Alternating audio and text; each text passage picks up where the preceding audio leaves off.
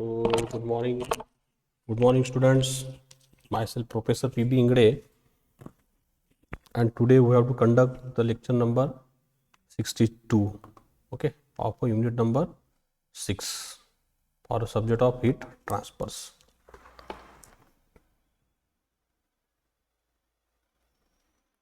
So, what is our today's topic? Our today's topic is what is, guys, heat pipes. Okay. So, what is in a heat pipes? You see the definitions. What is the definition of a heat pipes? So, heat pipe is what is a simple device with no moving parts. इसमें कोई moving parts नहीं होगा. That can transfer the large quantity of a heat over a fairly large distance, essentially at a constant temperature without requiring any power input. Yes or no? Yes, this is called as a heat pipe. So heat pipe is basically a sealed cylinder tube containing a weak structure line on the inner surface and small amount of fluid such as water at a saturated state as shown in figure 10.36. Look at these figures. Okay, this is the figures of a heat pipe. Okay, this data is referred from which book? From the Sinjal books. Yes or no? Yes, guys. So what is here? If you observe, heat pipe is basically a sealed cylinder tubes. ये आपको दिख रहा होगा, ये पूरा sealed cylinder tube है containing a week. ये दिख रहा है आपको, विक दिख रहा है यहाँ पे बच्चों. This is the wick of this heat pipes. Yes और no? Yes. Structure line on the inner surface. Okay, उसके इनर सरफेस पे विक लगा है, right. Inner surface and small amount of fluid such as water as saturated state. और इसके अंदर कुछ water भी है जो कौन से स्टेट में है? सैचुरेटेड स्टेट में है. यस और नो? यस. सैचुरेटेड स्टेट में कितना रहेगा वो? 100 डिग्री सेल्सियस. ओके, वो उसका सैचुरेटेड स्टेट हो गया. As shown in figures, it is compose of 3 sections. इसके अंदर देखेंगे तो 3 सेक्शन दिख रहा है आपको. Which section? One is the evaporator sections. Okay, then another what is there? it evaporator section at one ends where it heat is absorbed. evaporator में क्या हो जाएंगे? heat is absorbed. okay, and after absorbing the heat the fluid is vaporized. okay, and after the vaporized, what is there is a condenser section at the other ends. This is the second is what is a condenser section at the other end where vapor is condensed. तो evaporator में vapor vaporise हो जाएगा, ये हमको पता है. और condenser में क्या हो जाएगा? वो ठंडा हो जाएगा, condense. And heat is rejected.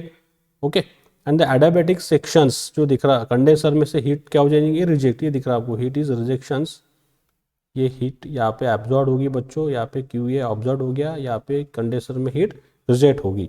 और ये जो एडियाबैटिक सेक्शन दिख रहा, section third, adiabatic section in between where vapor and liquid phases of the fluid is in flow in opposite directions. ये देखिए आपको वेपर फ्लो दिख रहा है, ये वेपर फ्लो इस तरह से है और ये लिक्विड फ्लो है और ये वेपर फ्लो है. Both are in what is in opposite direction. In which section? This adiabatic section. क्योंकि यहाँ पे इवापोरेटर सेक्शन में क्या हो जाएगा बच्चों? एब्जॉर्ब हो जाएंगी हीट. एब्जॉर्ब हो गया, जो सैचुरेटेड लिक्विड स्टेट में था उसका कन्वर्शन काय में हो जाएगा? वेपर में हो जाएगा. जो वेपर आगे फ्लो हो जाएंगी.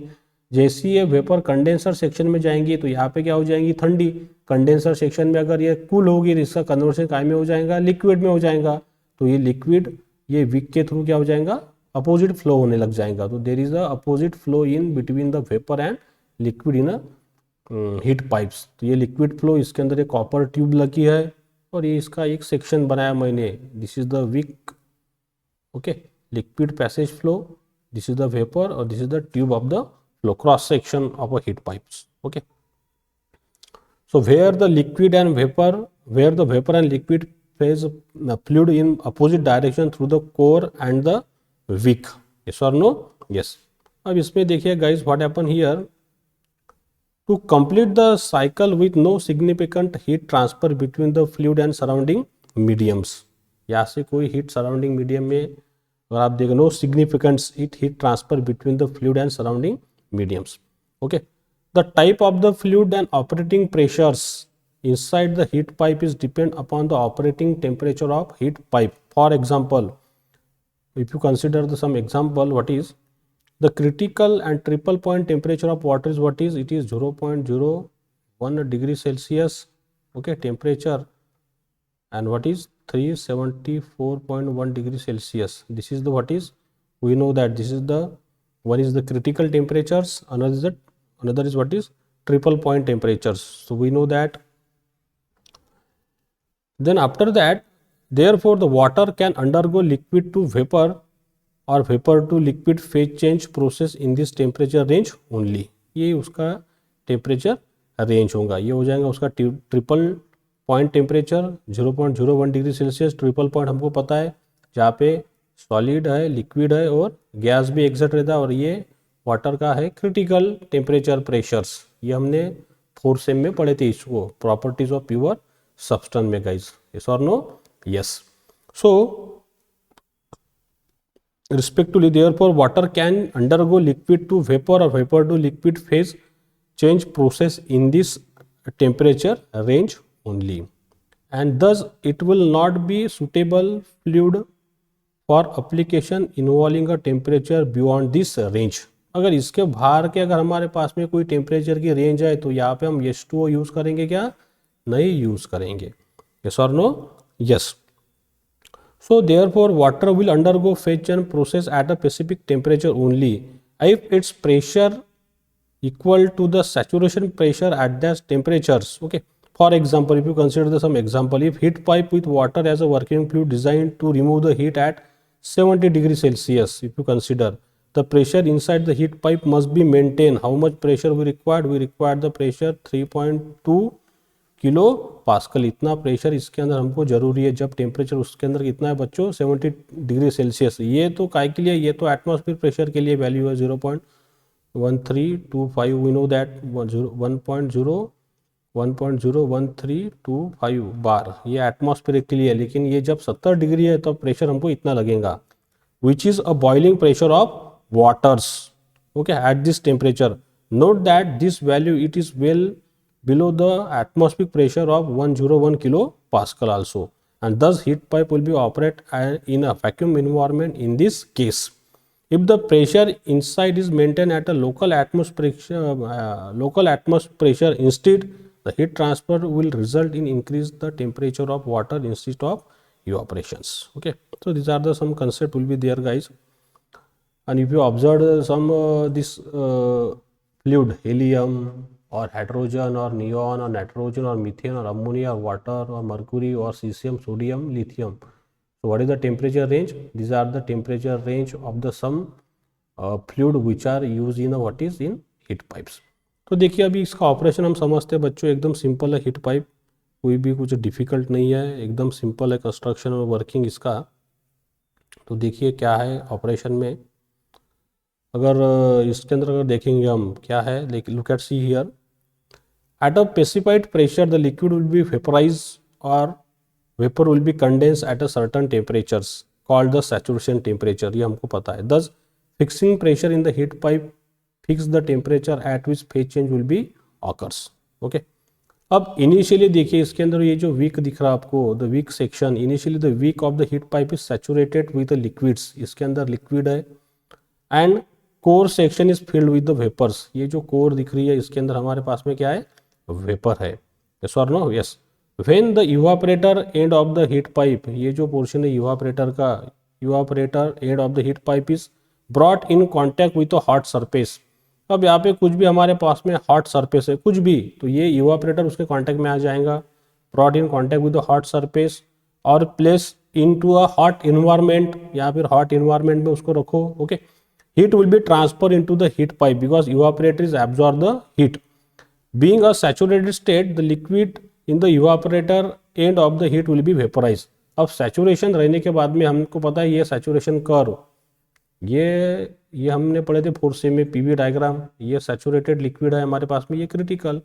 तो ये saturated जो liquid है ये वाला, ये काय में कन्वर्ट हो जाएगा? अभी यहाँ पे वेपर में कन्वर्ट हो जाएगा. Yes or no? Yes. Vaporize as a result of this heat transfer and causing the vapor pressure there to rise. The resulting pressure difference drive the vapor through the cores. Okay, vapor through the cores of a heat pipe from the evaporator towards the condenser sections. तो evaporator से heat कहाँ चल जाएंगी, condenser section में। The condenser and of the heat pipe is in cooler environment. अब इसको हमने कहाँ रख दिया बच्चों, एकदम कूलर इन्वायरमेंट में रख दिया कंडेंसर को, okay. and thus its surface is slightly cooler. The vapor come into the contact with this cooler surface is condensed and releasing the heat of vaporizations. Yes or no? Yes, which is rejected to the surrounding medium. ये कहाँ चल जाएंगी, surrounding में चल जाएंगी heat, okay. The liquid then returns to the evaporators. Once again the liquid is returned to the evaporators at the end of the heat pipe through the wick as a result of capillary actions. तो ये week जो इसके अंदर हमारा capillary phenomena होगा बच्चों, उसके वजह से ये लिक्विड वंस अगेन का रीच हो जाएगा, इवापोरेटर सेक्शन में हो जाएगा, and completing the cycle. As a result, heat is absorbed at one end of the heat pipe and rejected at the other end of the pipe, okay, with a fluid inside serving a transport medium for a heat, okay. So here guys, the boiling and condensation process are associated with extremely high heat transfer coefficients, okay. So very simple, understand. अगर इसके अंदर कुछ और parameter हम पढ़ेंगे तो wick of the heat pipe provide the means return of a liquid to the evaporator. Wick जो liquid को कहाँ रिटर्न करेगा, इवापोरेटर में रिटर्न करेगा बच्चों। Therefore the structure of the wick has a strong effect on the performance of the heat pipe and the design and construction of the wick are the most critical aspect for manufacturings, okay. तो ये जो Wick section दिख रहा है आपको, ये वाला wick, the wick are often made of porous ceramic और वुवन स्टेनलेस वायर्स मेश। कैसे बनाएंगे बच्चों हम इसको, सेरेमिक या फिर बनाएंगे हम इसको which material, woven stainless wire mesh. They can also made together with the tube by extruding the axial grooves along its inner surface, but this approach present manufacturing of the difficulties, okay. The performance of the wick depends on its structure. The characteristics of a wick can be changed by changing the size, number of the pores per unit volume and continuity of the passageway. ये wick पे छोटे छोटे pore होंगे, उसमें से हमारा ये liquid flow होगा। Liquid motion in the wick depends on the dynamic balance between two opposing effects, the capillary pressure which create the suction effect to draw the liquids and the internal resistance जो होगा ये wick का to flow as a result of a friction between the mesh surface and the liquids. Yes or no? Yes. So this is the very simple explanation about the heat pipe of the guys, okay. अब ये जो heat pipe है इसको हम बहुत सारे जगह पे यूज़ कर सकते हैं, जैसे हमारे लैपटॉप में यूज़ होता है heat pipes to remove the heats, okay. Small devices, there is a use of this heat pipe guys, okay. So this is the theoretical portion of unit number 6 will be over. In exam this heat pipe will be asked to explain the construction and working of the heat pipe. So you just draw the diagram and write down the construction and working of this heat pipe guys. Yes or no? Yes. Now we have to discuss the some numericals which are very easy numerical. So you see here, okay. So let's we start some numerical guys here. Example number 1, ये refer किया मैंने R K. Rajput book में से, R K. Rajput of heat transfers. What is the flow rates of a hot and cold water streams running through a parallel flow heat exchangers. कौन सा exchanger हमारे पास में पैरेलल फ्लो, आर 0.2 kg पर सेकंड. देखिए mass flow rate दिया hot water का, then cold water का मास फ्लो रेट दिया हमको 0.5 kg पर second respectively. The inlet temperature on the hot and cold sides are 75 degrees Celsius and 20 degrees Celsius. Inlet temperature of a hot and outlet temperatures दिया है hot का, देखिए the exit temperature of the hot water is 45 degrees Celsius, cold water का दिया है 20 degrees Celsius. If the individual heat transfer coefficient on the both the sides are, what is 650 watt meter square degree Celsius, is inside as well as outside heat transfer coefficient is given. Calculate the area of heat exchangers. अब हमारे को कौन सा दिया है बच्चों, हमको दिया है ये वाला condense heat exchanger parallel flow. This is the diagram of the parallel flow heat exchangers. Okay, you know that. So heat transfer rate, what is the formula? Q is equal to mH Cph Th1 minus Th2. We know that this formula. So mass flow rate of a hot fluid, what is 0.2. specific heat हमको पता है कितनी रहेंगी 4.187 into hot temperature दिया है 75 degree Celsius और outlet का temperature दिया है 45. You do the calculation, we getting this value 25.122 kilo joule per seconds. तो हीट पाइप में क्या कंसेप्ट बच्चों? Heat loss by the water is equal to the heat gain by the water. जितनी heat loss करेगा water उतना ही वो क्या करेगा? Gain. So by using the energy balance, we write down this equation m dot h into Cph into Th1 minus Th2 is equal to m dot c into Cpc into Tc2 minus Tc1. तो mass of hot water put किया हमने, specific heat put की water की, temperature value put किया, mass of cold water, mass flow rate of cold water, specific heat of cold water Tc2 minus Tc1. तो ये हो गया बच्चों cancel. You do the calculation, हमको मिल गया किसका value?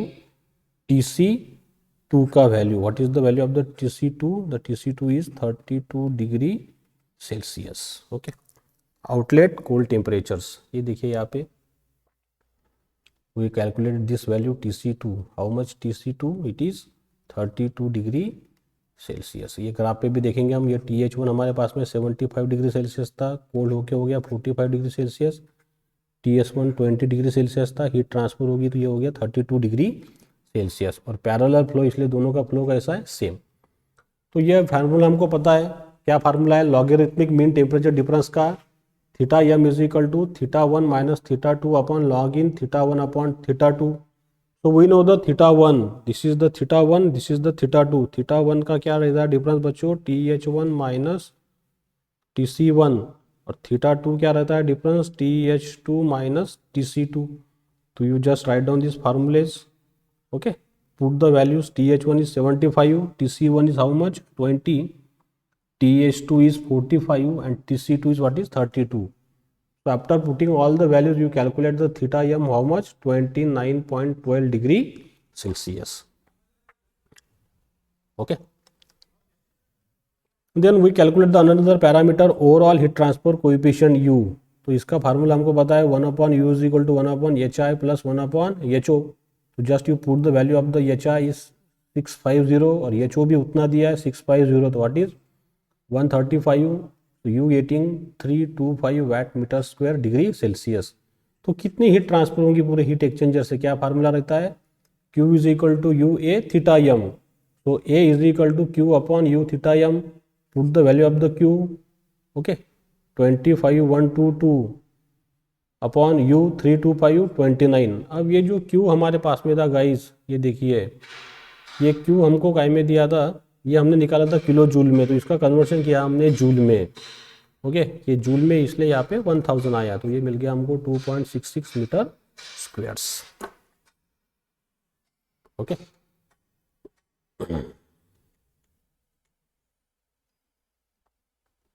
Now let's we discuss the example number 2.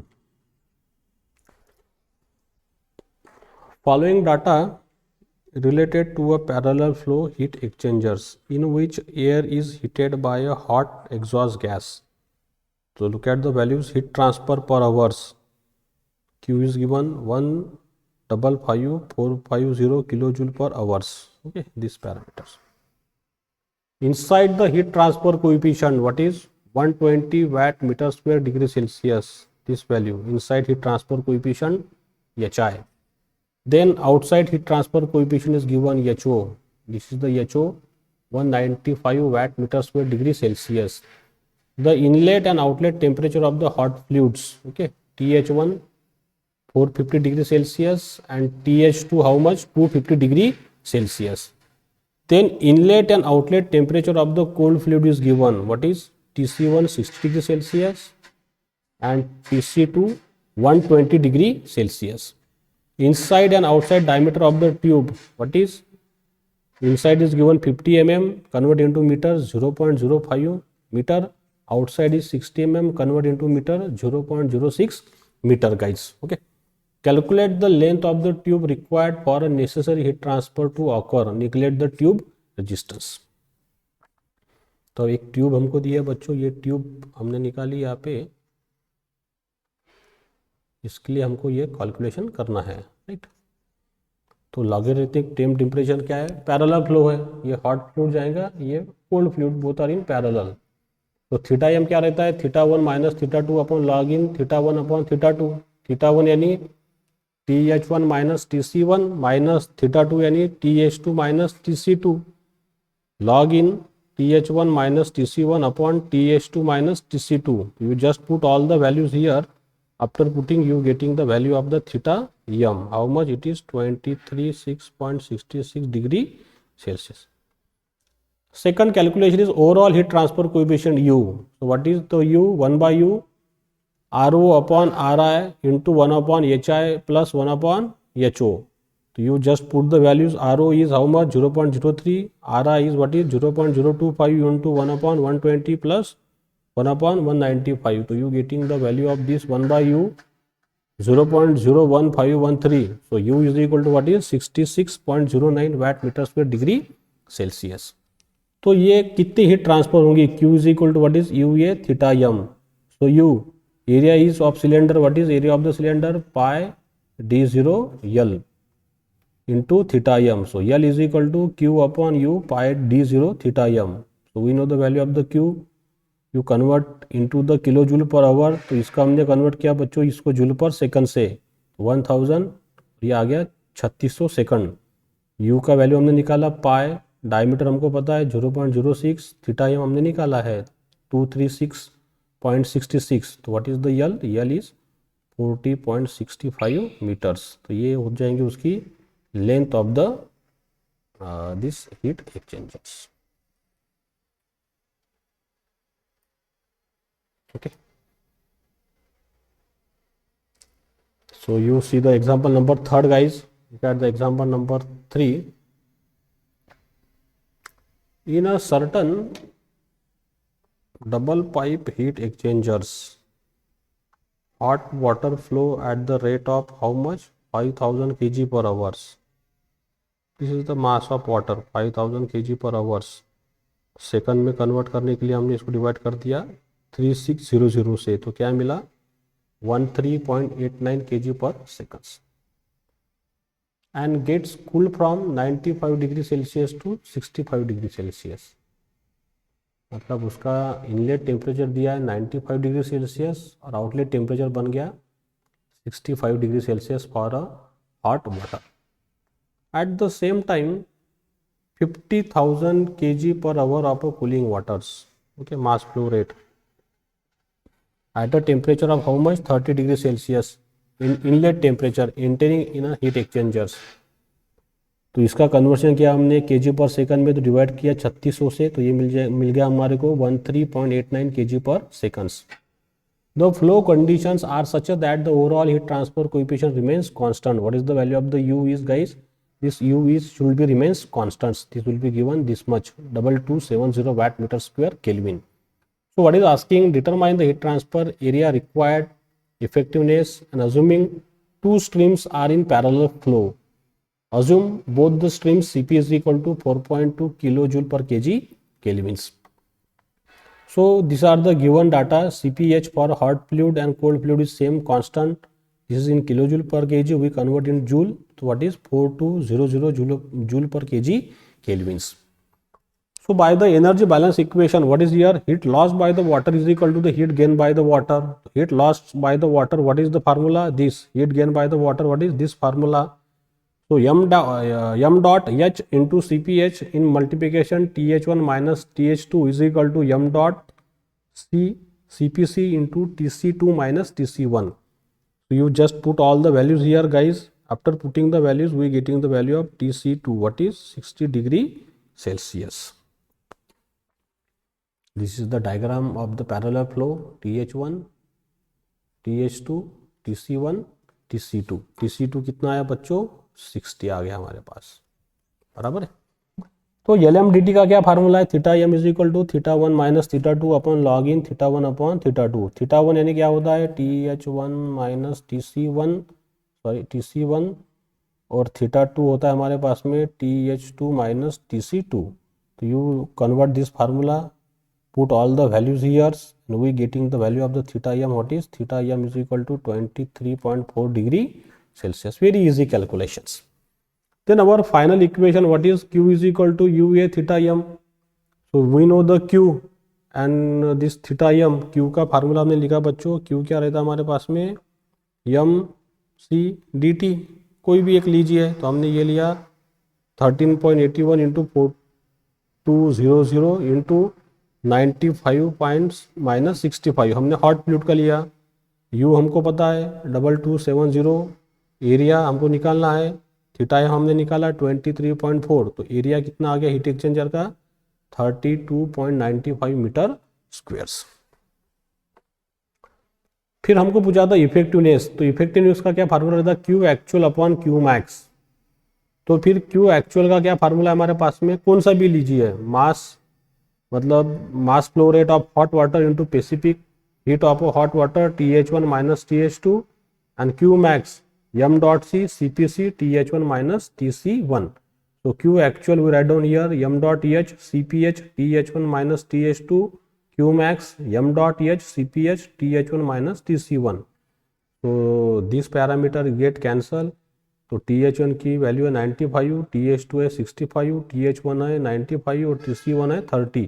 We getting this for which flow, for a parallel flow. Parallel flow का हमने यहाँ पे फार्मूला यूज़ किया है. तो इफेक्टिवनेस कितना आ गया हीट एक्सचेंजर का 0.461.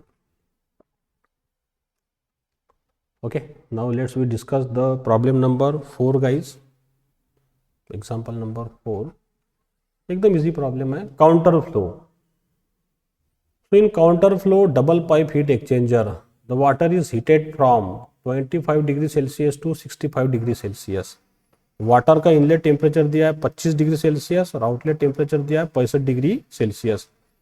कैसे हीट कर रहे हैं, by oil with a specific heat of what is 1.5 kilo joule per kg kelvin and mass flow rate is how much 0.9 kg per seconds for a hot fluid. Right. The oil is cooled from 230 degrees Celsius to 160 degrees Celsius. This is the inlet temperature of the oil. This is the outlet temperature 160 degrees Celsius. If the overall heat transfer coefficient is how much? It is 420 watt meter square degree Celsius. Calculate the following: the rate of heat transfer, mass flow rate of water, and surface area of a heat exchangers. So first we calculate this one. So look at this diagram of a counter flow. Both are in opposite direction. This is the inlet temperature of hot oil 230 degrees Celsius. After cooling, how much it is 160 degrees Celsius. This is the inlet temperature of this water 25 degrees Celsius. After cooling 65 मतलब after heat absorbing how much temperature 65 degree Celsius. So how calculate the Q? What is the formula? m dot h CPH TH1 minus TH2. कौन सा भी formula अपन use कर सकते हैं बच्चों. Hot का use कीजिए या फिर कोल्ड का. तो Q बराबर क्या हो जाएगा 0.9 1.45 230 माइनस 160. तो you getting the value of the Q 91.35 kilo joule per seconds. Mass flow rate निकालना है. तो एनर्जी बैलेंस से आ गया heat loss by oil is equal to the heat gain by water. तो m dot H CPH TH1 minus TH2 m dot C CPC TC2 minus TC1. तो ये तो हमने अभी निकाला 91.35 m dot C specific heat of cold water. TC2 कितना है हमारे पास में 65 और TC1 कितना है 25. तो मास flow rate of cold water हमको मिल गया गाइज 0.545 kg पर सेकंड्स. ये उसकी डायग्राम. सिंपली ऑयल ऐसा जा रहा है और वाटर ऐसा जा रहा है. Both are in opposite direction. That's why it is a counter flow. Third पूछा उसने surface area of heat exchangers.